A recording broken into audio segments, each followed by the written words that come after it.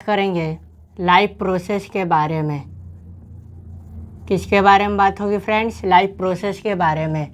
तो लाइफ देखते ही आप समझ जाएंगे कि जो भी बात होगी वो discussing about the living things के बारे में बात होगी। ठीक है, पहला क्वेश्चन यहाँ से बन जाता है व्हाट इज लाइफ प्रोसेस। ये चैप्टर का हेडिंग है, यहीं से पहला क्वेश्चन बनता है what is a life process, यानी हिंदी में बोले तो जीवन प्रक्रिया क्या है उसी को समझेंगे।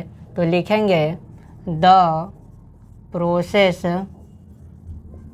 इन विच maintain body function and necessary for survival is called life process. देखिए बहुत ही सुंदर शब्दों में डेफिनेशन लिखा गया है, इसको समझने का प्रयास करेंगे। ये चैप्टर का हेडिंग है। यहाँ पे पूछा है कि what is a life process, जीवन प्रक्रिया क्या होता है। तो आप कहिएगा वैसा प्रोसेस जो कि कुछ हमारे बॉडी में फंक्शन होते हैं और उन फंक्शन के बदौलत हम लोग सरवाइव कर पाते हैं ऑन द अर्थ पे, उसी को लाइफ प्रोसेस कहते हैं। जैसे आप लोग मानते हैं कि आवर बॉडी लाइक मशीन, हमारा जो भैया शरीर है वो क्या है, एक मशीन है। ये मान लीजिए मशीन है, इसमें वायल अगर ख़त्म हो जाता है तो ये काम करना बंद कर देती है। उसी प्रकार हमारा जो शरीर है ये भी तो मशीन है। अगर जो भी फंक्शन हो रहा है हमारे बॉडी में, अगर वो काम करना बंद कर दे तो हम लोग डेड भी कर सकते हैं। तो वो क्या फंक्शन होते हैं हमारे बॉडी में, तो आप याद रखिएगा इसको शॉर्टकट में NERT। N का मतलब क्या होता है भैया, तो N is denoted by nutrition. N का मतलब nutrition. E is denoted by excretion. R is denoted by respiration. T is denoted by transportation. और ये जो चारों टॉपिक है ये लाइफ प्रोसेस है, ये चारों पार्ट, और ये 4 टॉपिक है। NCERT में एक एक टॉपिक करके दिया है, तो हम भी लोग जैसे जैसे NCERT में दिया है उसके हिसाब से पढ़ेंगे। ठीक है, यही चारों क्या है हमारे बॉडी में फंक्शन कर पाते हैं, यानी यही चारों हमारे बॉडी के वायल है।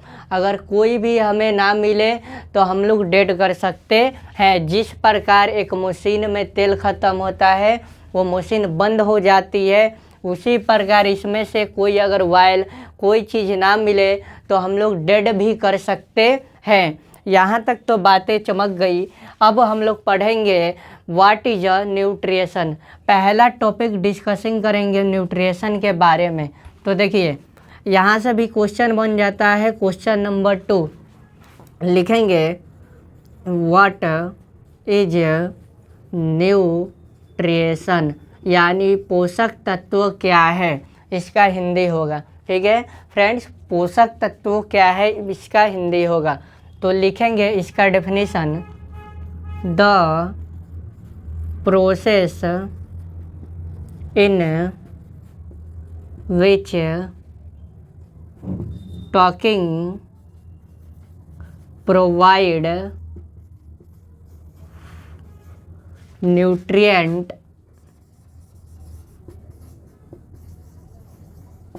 from food is called न्यूट्रिएशन। देखिए क्या लिखा गया, बहुत सुंदर शब्दों में लिखा गया है। ये बताने का प्रयास किया गया है कि वैसा प्रोसेस जिसमें हम कोई चीज़ को खाते हैं उसी प्रोसेस को हम न्यूट्रिएशन कहते हैं। यानी हम फूड खाते हैं तो भाई इससे हमें क्या क्या मिलता है, ठीक है। न्यूट्रिशन कोई भी पूछेगा तो सिंपल शब्दों में कहिएगा कि वैसा प्रोसेस, कोई से भी चीज़ को हम खाते हैं अपने बॉडी में, उसी प्रोसेस के तो भाई न्यूट्रिशन कहते हैं। बात समझ आई? चलिए अब क्या खाएंगे, तो फूड खाएंगे। तो फूड खाएंगे तो भाई क्या क्या मिलेगा, तो देखिए इससे आपको एनर्जी मिलेगा, क्या कहते हो, और क्या होगा जी, इससे ग्रोथ बढ़ेगा आपका, एनर्जी मिलेगा तो, एंड डेवलपमेंट होगा आपके बॉडी में। यहाँ तक तो बात समझ आ गई। इसके बाद क्या होगा, रिपेयर ऑफ डैमेज टिश्यू, यहाँ पे लिख देते हैं, 3rd नंबर लिख लीजिएगा लोग। रिपेयर ऑफ डैमेज टिश्यू, जो भी टिश्यू होगा डैमेज वो क्या होगा, रिपेयर हो जाएगा, ताज़ा हो जाएगा ना जी। तो ये फूड का काम था। अब फिर नज़र मारेंगे इस डेफिनेशन में, तो यहाँ पे न्यूट्रिएंट दिख रहा है। तो याद रखिएगा न्यूट्रिएशन और न्यूट्रिएंट में डिफरेंट होता है, ठीक है। डायरेक्ट क्वेश्चन भी बन सकता है कि भाई डिफरेंट बिटवीन न्यूट्रिएशन एंड न्यूट्रिएंट। तो इसको समझने से पहले हम बोर्ड को साफ क्लीन कर देते हैं। आप लोग स्क्रीनशॉट ले लीजिए।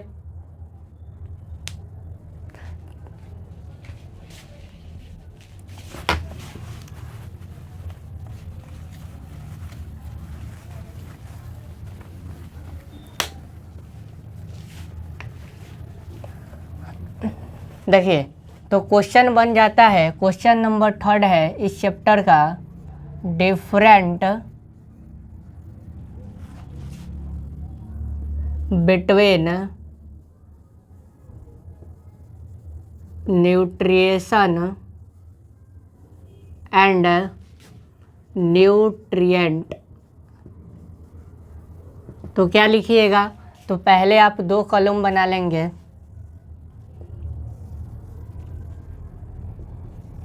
यहाँ लिखेंगे न्यूट्रिएशन और यहाँ लिखिएगा न्यूट्रिएंट। तो न्यूट्रिएशन का अभी बताए थे, क्या लिखिएगा, the process in which talking provide nutrient from food is called nutrition. बताए थे कि कोई सा भी चीज़ को खाएंगे और अंदर जाएगा, इसी प्रोसेस को न्यूट्रिएशन कहते हैं। न्यूट्रिएंट क्या है जी, तो सिंपल शब्दों में लिखिएगा कि component of food, component of food को ही न्यूट्रिएशन कहते हैं। जैसे मान लीजिए आप चावल खाएं, तो चावल खाइएगा तो चावल में आपको क्या मिलता है भाई, कार्बो, क्या मिलेगा, कार्बोहाइड्रेट्स, ठीक है। आप मान लीजिए दाल खाएं तो क्या मिलेगा, प्रोटीन। प्रोटीन का काम क्या है कि मसल को एकदम ग्रोथ करेगा, मजबूत बनाएगा, और बहुत सारे काम हैं, ठीक है, आगे पढ़ेंगे। उसके बाद आपको विटामिन मिलेगा, भोजन खाइएगा दबा कर ठूस ठूस कर, तो एंड मिनरल भी मिलेगा। मिनरल में जैसे में आयरन हो गया, कैल्शियम हो गया, सोडियम हो गया, पोटेशियम हो गया, ये सब के सब क्या है, मिनरल है। और आपको फाइबर भी मिलेगा, ठीक है। यानी देखिए सिंपल क्या बताने का प्रयास किया जा रहा है कि भोजन जब आप खाइएगा तो खाने के प्रोसेस को न्यूट्रिएशन कहते हैं, और उस फूड से जो आपको मिलेगा उसे हम न्यूट्रिएंट कहते हैं। आपने खाया राइस, ठूस ठूस कर खाया राइस और दबा कर पाया कार्बोहाइड्रेट, आप पेट बिग दिए, कहें दादा रे दादा लाइफ प्रोसेस नहीं पढ़े थे इसीलिए पेटवा बिग दिए। इसीलिए भाई लाइफ प्रोसेस पढ़िएगा ज़रूर। तो यहाँ तक तो बात समझ आ गई। अब देखिए इसको ऑफ करना पड़ेगा। देखिए अब क्वेश्चन बनता है कि क्या जो लाइफ प्रोसेस है वो सभी ऑर्गेनिज्म में एक ही प्रकार से सेम तरीके से क्या लाइफ प्रोसेस होती है। तो इसका आंसर हम लोग जानने का प्रयास करेंगे। तो देखिए, जैसे मान लीजिए एक ऑर्गेनिज्म है, ये है अमीबा। क्या है जी? अमीबा। ये न्यूक्लियस हो गया ना जी। ये मान लीजिए यहाँ पे चिंटू लाल मिंटू लाल है। क्या जी? चिंटू मिंटू लाल। क्या हाल है? सब बढ़िया? बढ़िया। चलिए अच्छे से पढ़ाई करिए। ये चिंटू मिंटू लाल है और ये हो गया आपका प्लांट। इसमें हम लोग क्या समझ रहे हैं? ये जो क्वेश्चन है इसमें हम लोग ये समझ रहे हैं कि क्या सभी ऑर्गेनिज्म में सेम तरीके से लाइफ प्रोसेस होती है। इसका आंसर ठीक है। तो देखिए, जो ये आपका ह्यूमन बीइंग है, ये क्या है जी? Human beings. ये क्या है जी? ये है प्लांट्स। ये क्या है जी? ये है अमीबा। अमीबा क्या होता है? एक यूनिसेलुलर ऑर्गेनिज्म है, मतलब सिंगल सेल से जो बनता है ना उसको यूनिसेलुलर कहते हैं, सिंगल सेल। ठीक है। अब देखिए, हमारा क्वेश्चन है कि क्या सभी जो ऑर्गेनिज्म हैं इनमें सेम तरीके से लाइफ प्रोसेस होती है क्या। तो देखिए, ये जो ह्यूमन बीइंग है ये नोज से क्या करता है? एक्सचेंज ऑफ गैस करता है। ठीक है। क्या करेगा? एक्सचेंज ऑफ गैस, मतलब कि ये एटमॉस्फेयर से एयर लेगा और फिर लंग्स में जाएगा और लंग्स में जाके चेंज होगा। ठीक है। फिर ये ऑक्सीजन जाता है, सेल को ब्रेक डाउन करता है और एनर्जी प्राप्त करता है। ठीक है। तो वहाँ से ये अपना न्यूट्रिएंट से एनर्जी प्राप्त कर लेगा। उसी प्रकार प्लांट जो है, प्लांट में क्या होता है कि लिप्स होता है। क्या होता है जी? लिप्स होता है। लिप्स में क्या पाया जाता है? स्टोमाटल पाया जाता है। स्टोमाटा। क्या पाया जाता है? स्टोमाटा। स्टोमाटा क्या करता है जी? ये करता है एक्सचेंज ऑफ गैस। ये भी क्या करता है? एक्सचेंज ऑफ गैस करता है। फिर ये स्टोमाटा के थ्रू गैस को एक्सचेंज करेगा, फिर ये भी अपना ब्रेक डाउन करेगा कुछ चीज़ को और यहाँ से एनर्जी प्राप्त होगा। तो देखिए, इसका जो लेने का प्रोसेस है ना एयर को, और इसका जो प्रोसेस है क्या है? डिफरेंट है। ये अपना नोज के थ्रू ले रहा है, ये अपना स्टोमाटा के थ्रू ले रहा है। और भैया ये बच गए बेचारा, इसके पास ना तो है नोज ना तो है स्टोमाटा, तो ये किससे लेगा? तो ये लेता है प्लाज्मा मेम्ब्रेन से। ये प्लाज्मा मेम्ब्रेन है। ठीक है। It is denoted bye P.M। इसको समझ जाइए गा। देखिए, ये है प्लाज्मा मेम्ब्रेन। ठीक है। ये क्या करता है? CO2 लेगा, CO2 छोड़ेगा, उसके बाद ये भी अपना ब्रेक डाउन फूड करेगा और यहाँ से एनर्जी प्राप्त करेगा। ठीक है। तो इसका क्या है? एनर्जी प्राप्त करने का तरीका अलग है। अलग से ये क्या कर रहा है? O2 को ले रहा है, CO2 छोड़ रहा है। ये नोज से ह्यूमन बीइंग ले रहा है, ये स्टोमाटा से ले रहा है। तो इसमें हम लोगों ने क्या समझने का प्रयास किया कि क्या सभी जो ऑर्गेनिज्म है वो एक ही प्रकार से क्या एनर्जी को प्राप्त करते हैं। तो आंसर होगा नो। तो पूछा जाएगा वाई, तो आप कह दीजिएगा क्योंकि बोलिएगा कि क्या अमीबा के पास आपने नोज बना दिया क्या आपने अमीबा को स्टोमाटा दे दिया क्या? नहीं ना। ये तो भाई प्लाज्मा मेम्ब्रेन के द्वारा अपना क्या कर रहा है? एक्सचेंज ऑफ गैस कर रहा है, उसके बाद ब्रेक डाउन फूड करके अपना एनर्जी प्राप्त करता है। यानी सभी में डिफरेंट क्या है? पार्ट है गैस को एक्सचेंज करने का और उसके बाद फूड को अपना तोड़ते हैं। ठीक है। तो यहाँ से क्वेश्चन बन जाएगा, तो उसको आप लोग बता दीजिएगा, नो आंसर दीजिएगा कि सभी लिविंग ऑर्गेनिज्म में जो आपका क्या है लाइफ प्रोसेस है वो सेम तरीका से नहीं होता है। ठीक है। बात करेंगे टाइप्स ऑफ न्यूट्रिएशन के बारे में। हम लोगों ने देख लिया कि भाई न्यूट्रिएशन न्यूट्रिएंट में क्या डिफरेंस है। अब डिस्कशन करेंगे टाइप्स ऑफ न्यूट्रिएशन। तो कितने प्रकार के न्यूट्रिएशन होते हैं? तो लिखेंगे देयर आर 2 टाइप्स ऑफ न्यूट्रिएशन। 2 प्रकार के पोषक तत्व होते हैं। पहला हम पढ़ेंगे ऑटोट्रोपिक न्यूट्रिएशन। सेकंड में हम लोग पढ़ेंगे हेट्रोट्रोपिक न्यूट्रिएशन। यहाँ से भी एक क्वेश्चन बन जाता है कि different between the autotrophic and heterotrophic. तो पहले हम समझ लेते हैं कि ऑटोट्रोपिक का मतलब क्या है। तो इसका डेफिनेशन लिखेंगे, it is the process in which organism produce their food from simple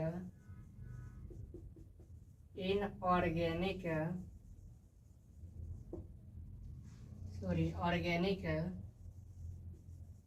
matter like CO2, H2O in the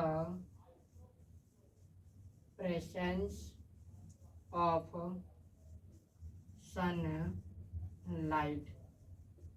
देखिए क्या लिखा गया है। लिखा गया है कि वैसा प्रोसेस जिसमें कोई सा भी ऑर्गेनिज्म है वो फूड को सनलाइट की मदद से बनाता है, तो उसी को हम क्या कहते हैं, ऑटोट्रोपिक न्यूट्रिएशन कहते हैं पूरे प्रोसेस को। और उसको क्या कहते हैं, ऑटोट्रॉप्स कहते हैं। ठीक है, क्या कहेंगे फ्रेंड्स, ऑटोट्रॉप्स कहेंगे। ठीक है, ये जो पूरा प्रोसेस होता है ना, जो ऑर्गेनिज्म खुद से भोजन बनाता है with the help of sunlight, उस प्रोसेस को हम ऑटोट्रोपिक न्यूट्रिएशन कहते हैं। और उस जो फूड बनाता है, ठीक है, उसको ऑटोट्रॉप कहते हैं। क्या कहेंगे, ऑटोट्रॉप। बनाने वाले को ऑटोट्रॉप, और जो पूरा प्रोसेस से बनता है उसको हम ऑटोट्रोपिक न्यूट्रिएशन कहते हैं। ठीक है, एग्जाम्पल में ले लीजिए, जितने भी ग्रीन प्लांट हैं वो क्या करेंगे, फूड बनाएंगे खुद से with the help of sunlight. ठीक है, क्यों बनाएंगे जी, क्योंकि ग्रीन प्लांट में क्या पाया जाता है, क्लोरोफिल।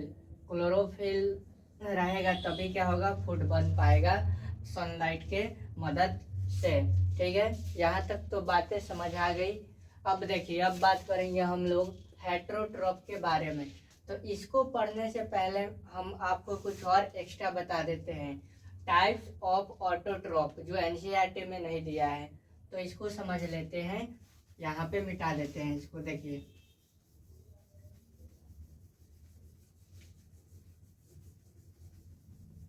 अब देखेंगे टाइप्स ऑफ ऑटोट्रॉपिक न्यूट्रिएशन। तो लिखेंगे, there are two types of autotrophic nutrition. पहला में हम लोग पढ़ेंगे फोटोसिंथेसिस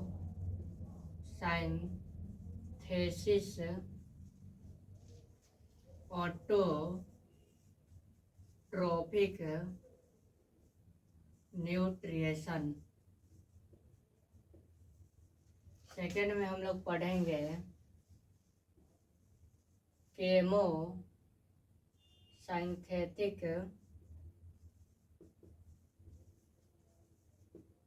ऑटोट्रोपिक न्यूट्रिएशन। ये आपको एनसीईआरटी में नहीं है, एडवांस लेवल का बता दिया जाता है, समझ लीजिए। यहाँ पे फोटो ऑटोट्रोपिक न्यूट्रिएशन का मतलब क्या है, पहले तो इसका डेफिनेशन यहीं पे लिख देते हैं, समझ लीजिए। The process in which making food with the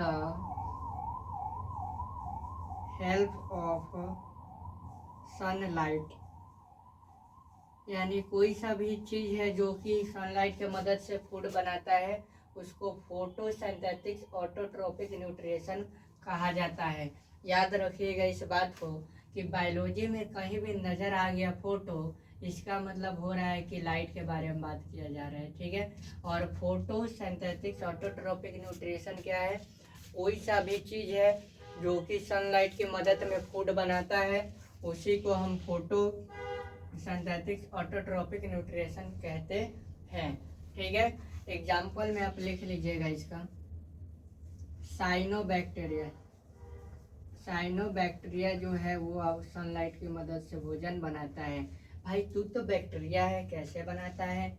इसलिए बनाता है क्योंकि इसमें क्लोरोफिल पाया जाता है, और जहाँ पे क्लोरोफिल होगा वहाँ तो भोजन बनेगा ही बनेगा with the help of light. यहाँ तक बात चमक गई होगी। इसलिए हम साइनोबैक्टीरिया को एक और नाम से जानते हैं, ब्लू ग्रीन एलर्जी, ठीक है। Cyanobacteria is also known as blue green algae, इस चीज़ को याद रखिएगा। इसमें क्लोरोफिल पाया जाता है, इसलिए ये बैक्टीरिया जो है सनलाइट की मदद में अपना फूड को बना पाता है। अब हम लोग बात करेंगे केमोसिंथेटिक न्यूट्रिशन। केमो का मतलब तो आप समझ ही गए होंगे, केमो का मतलब होता है केमिकल। तो देखिए जो ये डेफिनेशन बताया गया है, सिर्फ यहाँ पे सनलाइट हटाकर केमिकल जोड़ दीजिएगा, बाकी सब वही डेफिनेशन होगा, ठीक है। तो वो केमोसिंथेटिक ऑटोट्रोपिक न्यूट्रिशन होंगे। मान लीजिए कोई बैक्टीरिया है बी, और इसके चारों बगल इन्वायरमेंट में क्या है? केमिकल है, क्योंकि भाई ये तो केमिकल से ही भोजन बनाएगा, क्योंकि तू तो केमिकल वाले है भाई, है ना। ये मान लीजिए NH4 है, अमोनिया है, NH3 है, नाइट्रेट है, NH2 है, नाइट्राइट है, ये सब क्या करता है? मान लीजिए ये फूड बना रहा है, ठीक है। तो फूड, ये जो फूड भी है कोई बैक्टीरिया, ये किसके मदद से भोजन बना रहा है? तो with the help of chemical, ठीक है। तो कोई सा भी ऑर्गेनिज्म है, कोई सा भी चीज़ है, अगर वो with the help of chemical से भोजन को बनाता है तो उसको हम केमोसिंथेटिक ऑटोट्रोपिक न्यूट्रिशन कहते हैं, ठीक है। इसमें क्या होता है ऑटोट्रोपिक में, कि इसमें लाइट के मदद से कोई चीज़ थिंग्स हो, कोई ऑर्गेनिज्म हो, वो भोजन बनाएगा। इसमें केमिकल के मदद से कोई ऑर्गेनिज्म अपना भोजन को बनाता है। इसका भी एक एग्जांपल लिख लीजिएगा। किसका? तो केमिकल वाला का।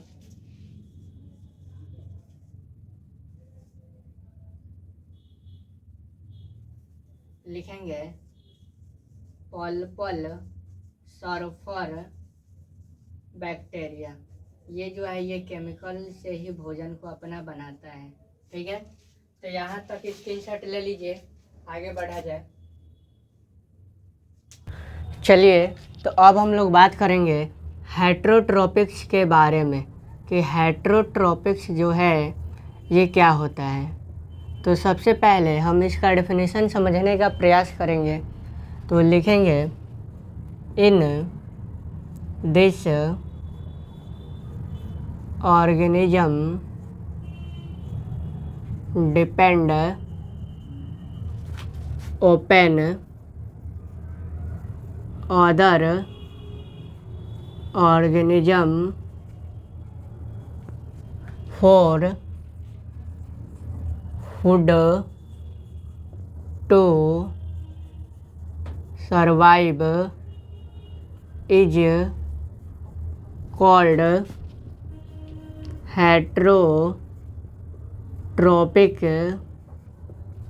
न्यूट्रिशन। देखिए बहुत ही सुंदर शब्दों में डेफिनेशन लिखा गया है।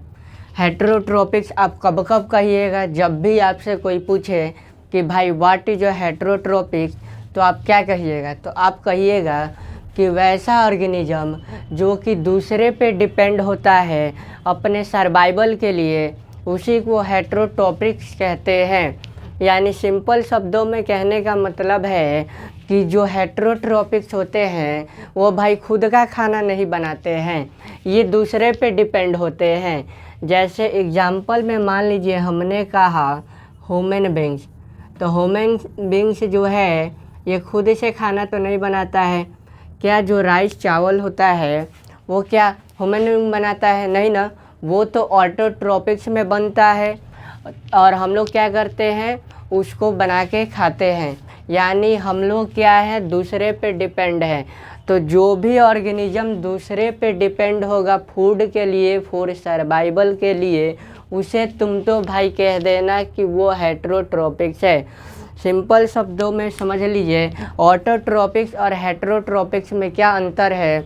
ऑटोट्रोपिक्स जो ऑर्गेनिज्म होते हैं वो भोजन अपना खुद का बनाते हैं, वो किसी पड़ोसी पे डिपेंड नहीं होते हैं।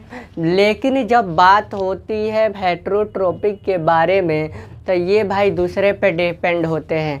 ये देखते हैं कि पड़ोसी खाना बनाया, हाँ बनाया तो चल भाई खा लेते हैं, ठीक है। याद रखिएगा। कैट भी ले लीजिए, वेरी गुड एग्जाम्पल है, बोल रहा है फ्रेंड्स। एक डॉग भी हो जाएगा। ये सब क्या होते हैं, दूसरे के भोजन पे निर्भर होते हैं, ये खुद से अपना भोजन नहीं बनाते हैं। इसके बाद अगला जो क्वेश्चन बनता है, क्वेश्चन नंबर 5 बनता है हाउ, इसको रफ ही कर दिया जाए, स्पेस मिल जाएगा ज़्यादा, कॉलम बनाकर आंसर लिखा जाएगा।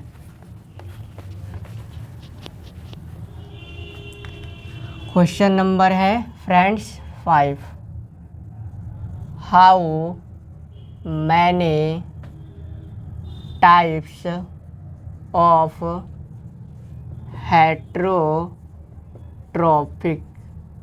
जिस प्रकार से ऑटोट्रोपिक का कुछ प्रकार थे 2, उसी प्रकार से इसका भी 3 प्रकार होते हैं हेटेरोट्रोपिक्स के। तो लिखेंगे कि there are 3 types of sorry 3 types of heterotrophic nutrition. ये 3 प्रकार के होते हैं। पहला हम लोग पढ़ेंगे होलोजोइक। होलोजोइक जो है ये हेटेरोट्रोपिक्स का ही पार्ट है, याद रखिएगा। और न्यूट्रिशन को एन से डिनोट कर देते हैं, समझ जाइएगा। बी नंबर में हम लोग फ्रेंड्स पढ़ेंगे सेप्रोफैटिक्स। सेप्रोफैटिक्स। थर्ड में हम लोग पढ़ेंगे सी नंबर में पैरासाइटिक न्यूट्रिशन, ठीक है। क्वेश्चन क्या पूछा गया है, पूछा गया है कि हाउ मैनी टाइप्स ऑफ हेटेरोट्रोप, कितने प्रकार के हेटेरोट्रोप न्यूट्रिशन होते हैं। तो देयर आर 3 टाइप, 3 प्रकार के होते हैं। पहला पढ़ेंगे लोग होलोजोइक, दूसरा सेप्रोफैटिक्स, तीसरा पैरासाइटिक। तो चलिए एक एक करके देख लिया जाए। पहला हम लोग देखते हैं होलोजोइक। तो इसका डेफिनेशन पहले लिखेंगे, the mode of nutrition that involve ingestion, digestion, absorption and assimilation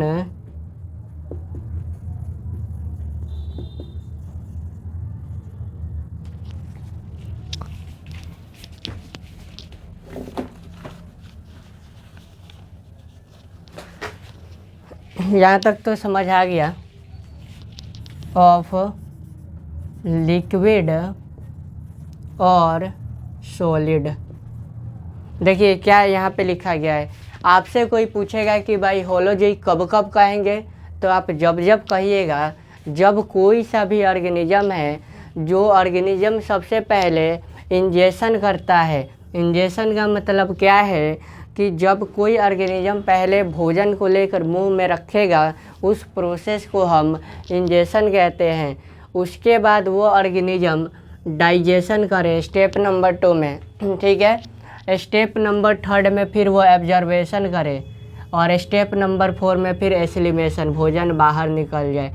तो ऐसे ऑर्गेनिज्म को भाई होलोजोइक न्यूट्रिशन कहा जाता है। इस चीज़ को आप लोग याद रखिएगा, ठीक है। पहले इंजेशन करेगा होलोजोइक वाला ऑर्गेनिज्म, बाद में डाइजेशन करेगा, उसके बाद एब्जर्वेशन करेगा, फिर एसिलिमेशन करेगा। और ये चारों को डिटेल में हम लोग आगे पढ़ेंगे। यहाँ तक तो बातें चमक गई। और नोट में आप कुछ एक्स्ट्रा मैं बता देता हूँ, लिख लीजिएगा, आपको कहीं नहीं मिलेगा। आप तो जानते होंगे हर्बीवोरस के बारे में,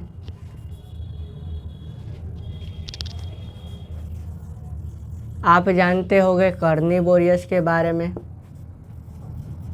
भाई आप तो जानते होंगे ओमनिवोरस के बारे में।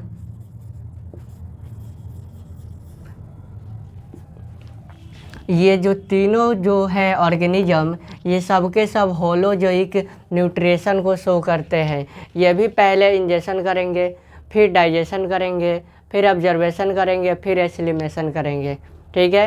और ये इसके बाद आप लिख लीजिए एमीबा। एमीबा क्या है? यूनिसेलुलर ऑर्गेनिज्म है। यूनिसेलुलर ऑर्गेनिज्म भी क्या करता है? होलोजोइक न्यूट्रिशन को शो करता है। इस चीज़ को दिमाग में रखिएगा, कोई प्रॉब्लम नहीं है। चलिए, अच्छी बात है।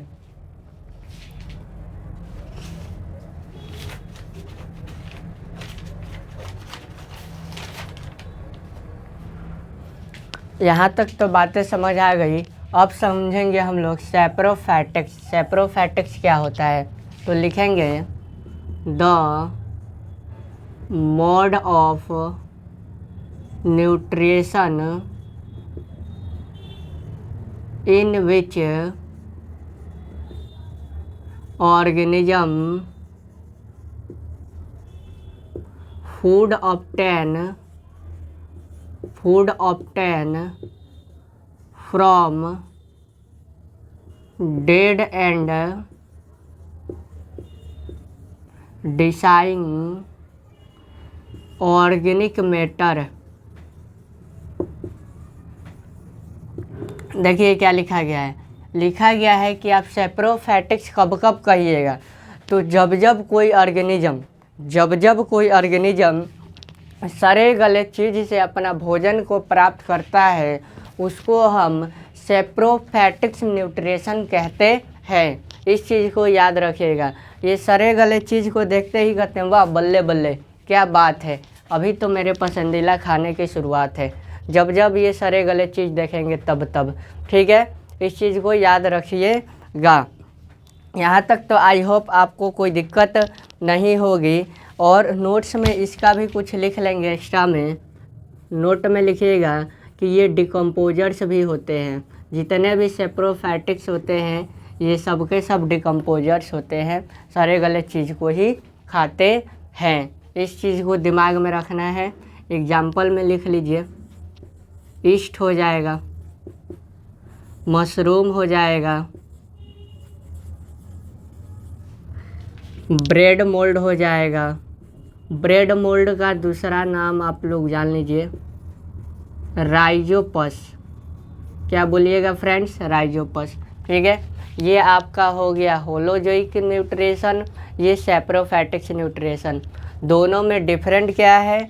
तो आप लोगों ने समझा कि इसमें कोई सा भी ऑर्गेनिज्म अगर आता है होलोजोइक न्यूट्रिशन के ख़ानदान में, तो पहले उसको तो मुंह में भोजन को रखना पड़ेगा, फिर उसको डाइजेशन पचाना पड़ेगा, और जब पचा लेगा ठूस उस कर तो फिर उसको ऑब्जर्व करना पड़ेगा एनर्जी को, वाटर को, और फिर जो वेस्ट मटेरियल होगा बाहर निकल जाएगा, ठीक है।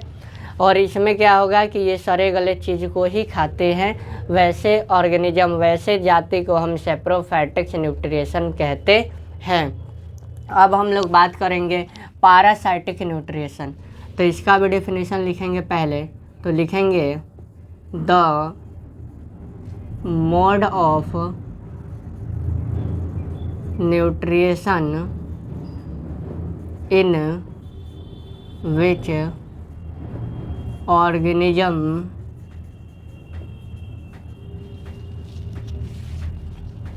food obtain from another organism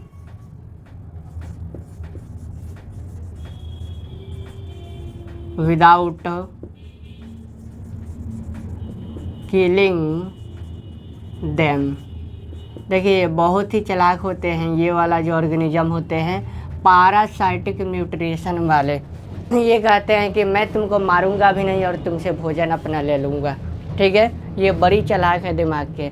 अब पैरासाइटिक न्यूट्रिशन से आप क्या समझिएगा, कोई पूछेगा कि भाई पैरासाइटिक न्यूट्रिशन क्या है, तो आप कहिएगा कि वैसे ऑर्गेनिज्म जो ऑर्गेनिज्म दूसरे से भोजन प्राप्त करते हैं उनको विदाउट किलिंग, यानी उनको मारे हुए बिना आप भोजन प्राप्त करते हैं, वैसे ऑर्गेनिज्म को हम पैरासाइटिक न्यूट्रिशन कहते हैं। एग्जाम्पल में आप लिख लीजिएगा हेड लिच। अरे मैं क्यों कर रहा हूँ यार, मेरे में ढील थोड़ी ना है। हेड मतलब सर, लिच मतलब ढील है ना, हमारे बिहार भाषा में बोला जाता है ना जी।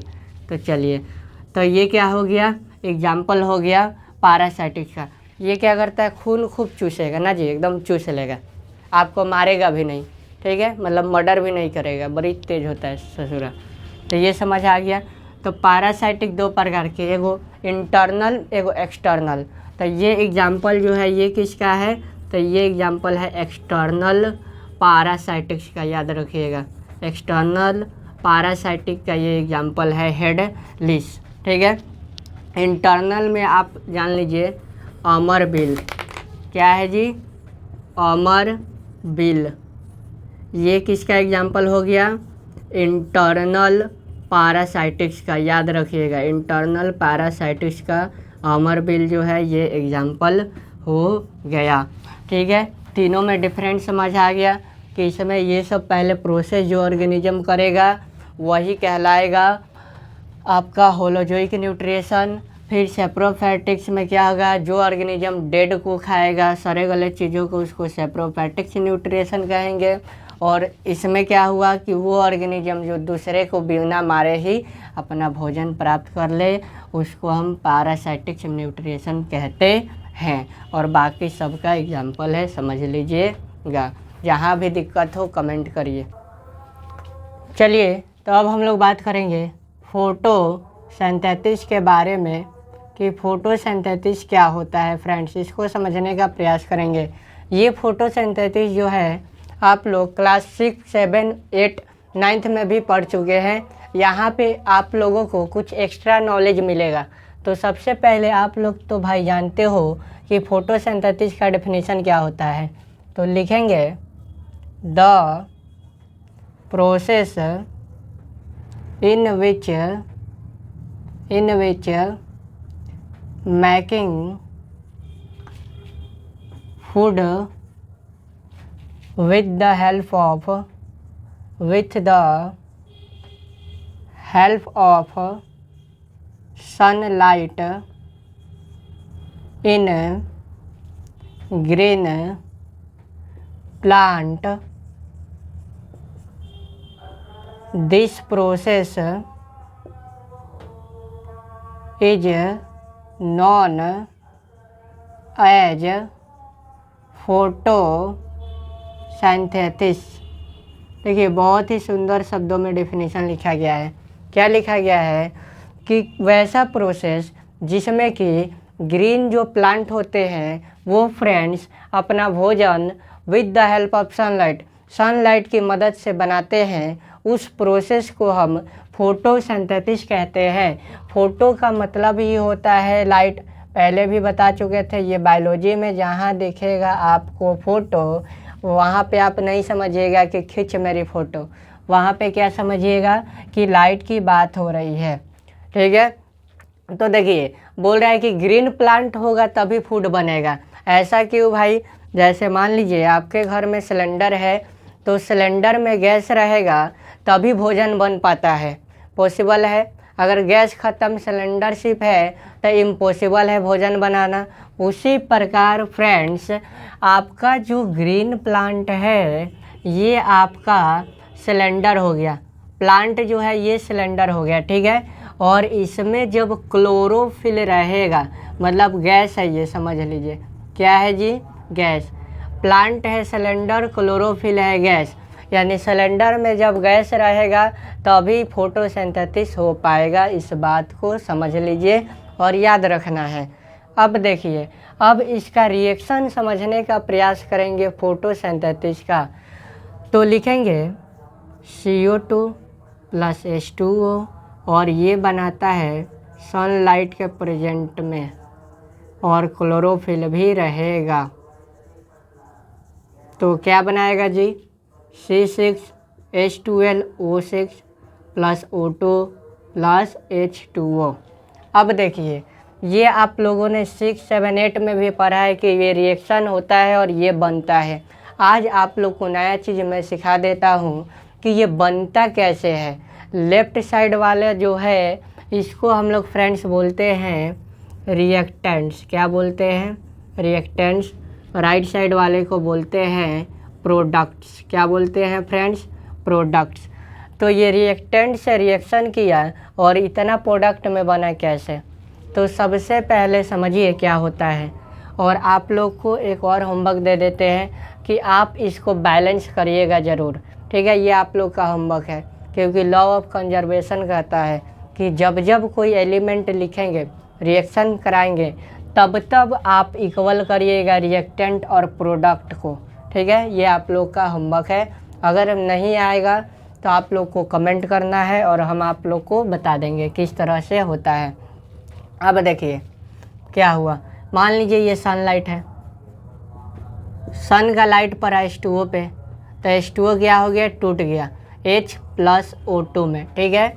तो देखिए लाइट से जब H2O टूटता है तो इस प्रोसेस को भाई फोटोलाइसिस कहते हैं, ठीक है। याद रखिएगा, कोई भी पूछेगा आपसे कि बताओ फोटोलाइसिस प्रोसेस क्या है, तो आप कहिएगा सिंपल शब्दों में कि जब लाइट से वाटर टूटता है उस प्रोसेस को भाई फोटोलाइसिस कहते हैं, ठीक है। और देखिए H + O2 में टूट गया, तो जो O2 यहाँ बना ना ये आपका बाई प्रोडक्ट कहलाएगा। बाई प्रोडक्ट क्या होता है, और H जो है मेन प्रोडक्ट कहलाएगा। अब समझिएगा बाई प्रोडक्ट और मेन प्रोडक्ट का मतलब। मेन प्रोडक्ट का मतलब हुआ कि जो चीज़ की आपको आवश्यकता है उसको आप कहिएगा मेन प्रोडक्ट। अब बाई प्रोडक्ट का मतलब है कि जो चीज़ की आपकी आवश्यकता नहीं है, ठीक है, ये अननिष्क्रिय है, तो ये हो गया आपका बाई प्रोडक्ट। समझ आया। तो ये O2 क्या हो गया, बाई प्रोडक्ट, जो कि एटमॉस्फेयर में चला जाएगा। अब देखिए उसके बाद सेकंड स्टेप में क्या होता है, स्टेप नंबर 2। अब होता है कि CO2 जो है H2O से रिएक्शन करेगा H से, ठीक है। और ये रिएक्शन करने के बाद बनाएगा C6H12O6 + H2O। देखिए जब कार्बन डाइऑक्साइड हाइड्रोजन से रिएक्शन किया तो ग्लूकोज बनाता है। क्या बनाएगा, ग्लूकोज। ये ग्लूकोज का फार्मूला है, और ग्लूकोज को कार्बोहाइड्रेट भी कहते हैं और भी शुगर भी कहेंगे, और सारे नाम हैं। तो आप लोग ट्राई करिएगा कि इसका जितना नाम हो सके रियल नेम है उसको कमेंट में लिखें, ठीक है। और नहीं आएगा तो पूछिए, कमेंट में बता दिया जाएगा। अब देखिए ये CO2 H2O से रिएक्शन किया तो ये तो आपका मेन प्रोडक्ट हो गया। यहाँ पे क्या बन जाता है, बाई प्रोडक्ट। समझ आया। तो यही रिएक्शन 2 स्टेप में होकर ये क्या बनता है, प्रोडक्ट बनता है। और इस रिएक्शन को हम CO2 + H2O रिएक्शन को रिडक्स रिएक्शन बोलते हैं। रिडक्शन रिएक्शन क्यों बोलते हैं रिडक्शन रिएक्शन, तो आप लोगों ने केमिस्ट्री में पढ़िएगा। वेट करिए, सब्र का फल मीठा है। थोड़ा सा जान लीजिए, जब ऑक्सीजन हटता है, ठीक है, रिमूव ऑफ ऑक्सीजन और add of hydrogen. This process is known as redox reaction. ठीक है, इसको केमिस्ट्री में पूरा डिटेल में पढ़ाया जाएगा। चलिए, यहाँ तक चमक गई आई होप मेरी बातें, तो आगे बढ़े। चलिए अब देखिए, थोड़ा बहुत इसको भी जान लीजिए यहीं पे।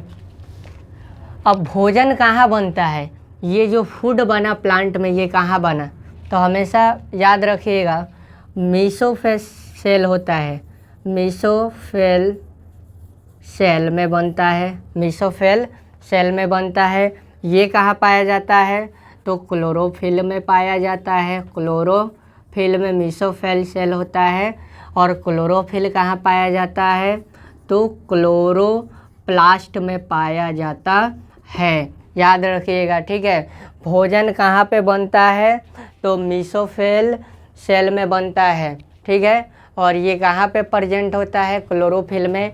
क्लोरोफिल कहाँ पे प्रेजेंट होता है, क्लोरोप्लास्ट में प्रेजेंट होता है। ठीक है, यहाँ तक तो बातें चमक गई। चलिए आगे बढ़ा जाए। जहाँ भी डाउट हो आप मैसेज करें, कमेंट करें, उसका वीडियो सलूशन आपको डाल दिया जाएगा। अब पढ़ेंगे what events during photosynthesis.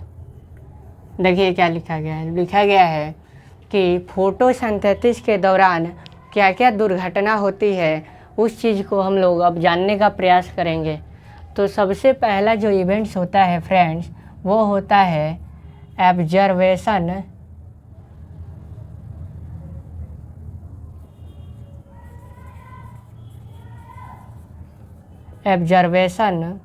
Of light energy by chlorophyll.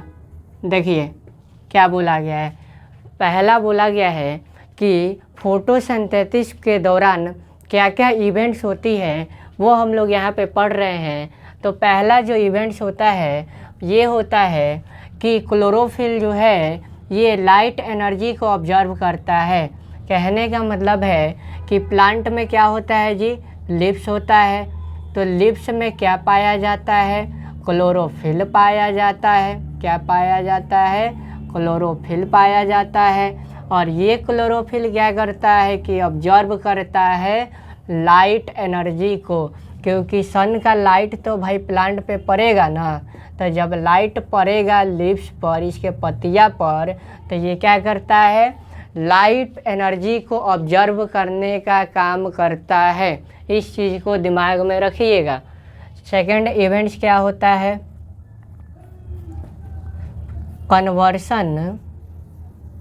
Conversion of light energy to chemical energy and splitting of H2O molecule like H&O। देखिए सेकेंड इवेंट्स क्या हो रहा है यहाँ पे, सेकेंड इवेंट्स ये हो रहा है दोस्त कि आपका जो लाइट एनर्जी है कन्वर्ट इनटू केमिकल एनर्जी। क्या हुआ friends, light energy convert into chemical energy में चेंज हो गया।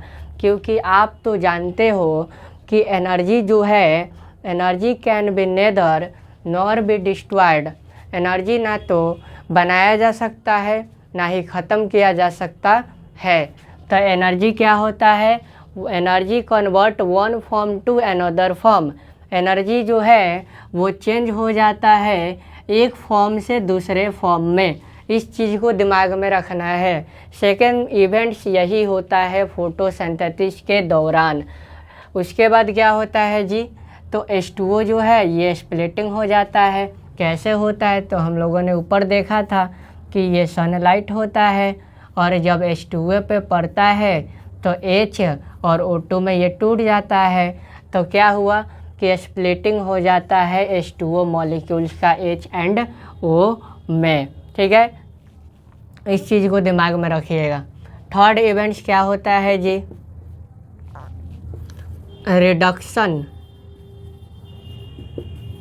Reduction of carbon dioxide to carbohydrates. देखिए थर्ड में क्या हुआ कि कार्बन डाइऑक्साइड किस में चेंज हो गया जी? कार्बोहाइड्रेट में। क्यों हुआ? क्योंकि ये रिडक्शन रिएक्शन होता है ना जी। हम लोगों ने देखा ना कि जब H + CO2 रिएक्शन किया तो किस चीज़ का फॉर्म कर देता है? C6H12O6 और बाई प्रोडक्ट में आपका H2O भी बना देता है, जो कि ज़रूरत नहीं होता है।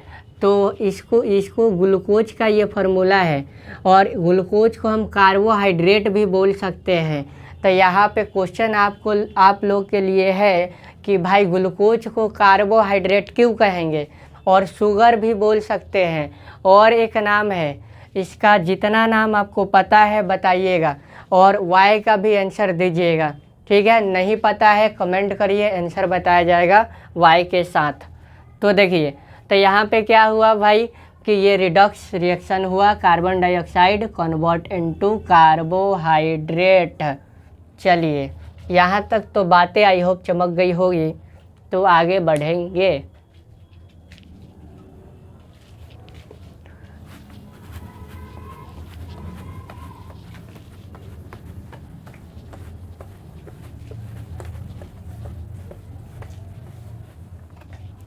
देखिए अब बात करेंगे इंजेक्शन के बारे में।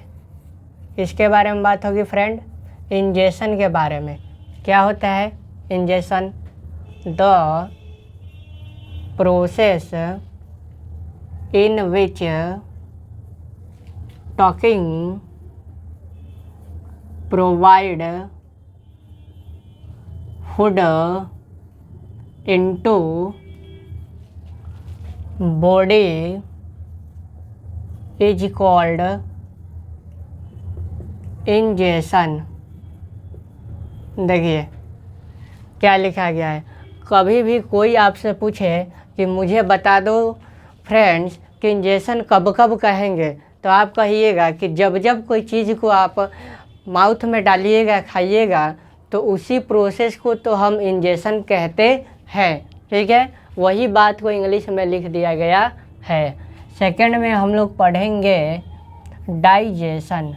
क्या पढ़ेंगे जी? डाइजेशन के बारे में। डाइजेशन क्या होता है? तो देखिए, the process in which splitting of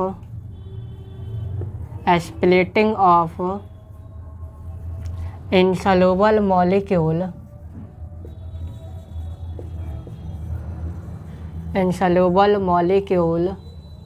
is broken down into soluble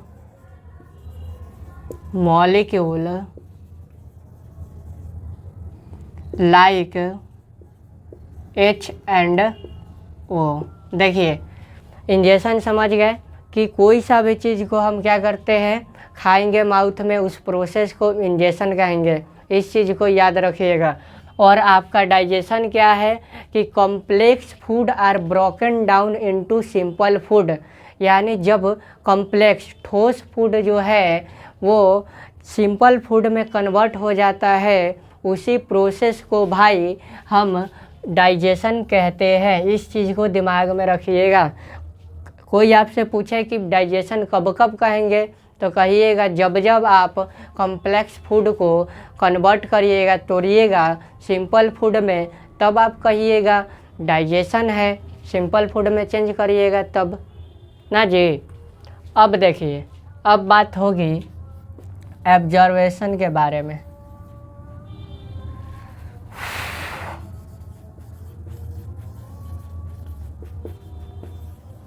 इसमें क्या होता है जी? तो देखिए लिखेंगे इसका definition. the process in which digested food into blood stream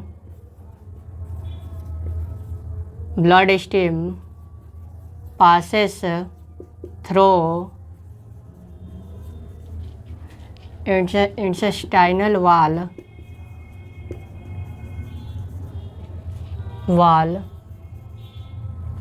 देखिए ऑब्जर्वेशन क्या है, जब आपका कॉम्प्लेक्स फूड जो है वो टूट जाता है सिंपल फूड में, उसके बाद आपका ब्लड में जाएगा तो ब्लड वहाँ पे क्या होगा, ऑब्जर्व करेगा।